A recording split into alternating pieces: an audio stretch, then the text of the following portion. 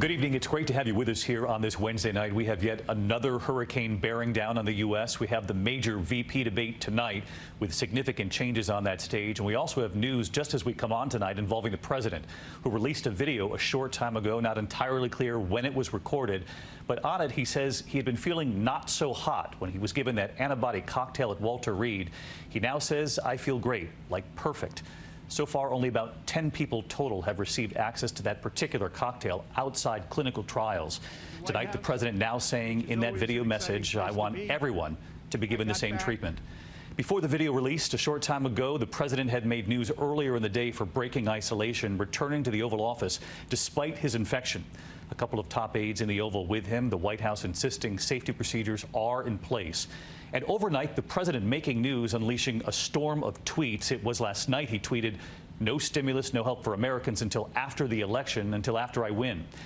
Tonight, amid pressure and serious questions, even from Republican leaders about the president's judgment surrounding stimulus, the president is now signaling it's possible. Little news on the president's condition today. We do not know if he's still on that powerful steroid, and still no answer on when the president last tested negative, so Americans could have a better sense of where he is in the course of this virus.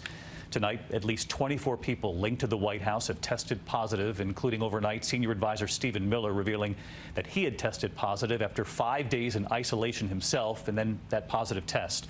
Of course, all of this just hours before the big VP debate tonight. We do have it all covered for you, beginning with our chief White House correspondent, Jonathan Karl, tonight. A sight from more normal times. The Marine Guard standing at the entrance to the West Wing, as happens whenever the president is in the Oval Office.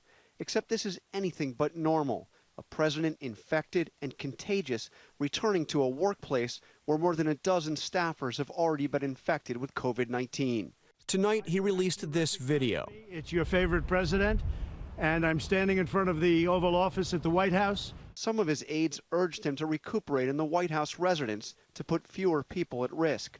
But the chief of staff said they are taking precautions. We've got safety protocols there that are not only from a PPE standpoint, but from a ventilation standpoint in the Oval, where we can actually work to that end as well. The White House is saying little about the president's condition, today issuing just a short statement from his doctor, Sean Connolly, who provided incorrect information to the public over the weekend. The president this morning says, "I feel great," the statement says, adding he's been symptom-free for over 24 hours. I want to get out of the hospital, and that's what I want for everybody. I want everybody to be given the same treatment as your president, because I feel great. I feel like perfect. But many questions remain, including whether the president is still taking the powerful steroid he was given at the hospital, and why the White House refuses to say when he last tested negative for the virus, which could tell us where he is in the course of his illness. Why can't the White House say when he last tested negative? Look, we've addressed this. We're not asking to go back through a bunch of records and look backwards. It's a critical question which could help trace who the president may have exposed to the virus and whether he should have flown to a New Jersey fundraiser last week, even after his close aide, Hope Hicks, tested positive. Much of the West Wing is now empty, staff either sidelined with the virus or quarantining because of possible exposure. Late yesterday, senior advisor Stephen Miller became the latest to contract COVID. But today, cameras captured people outside the White House gathered in close proximity, few of them wearing masks. His Twitter account has been on overdrive, sending the stock market into a tailspin when he upended talks over an economic recovery package with one tweet saying, quote, "I have instructed my representatives to stop negotiating until after the election." Sarah Brown, who has 3 teenagers and is out of work because of the pandemic, was counting on government help when she saw the president's tweet. I read it and I was like, what? And it was like my heart fell to my stomach. For her, this is a matter of survival. We're scared. It's scary living day to day. Not even day to day, it's literally hour to hour.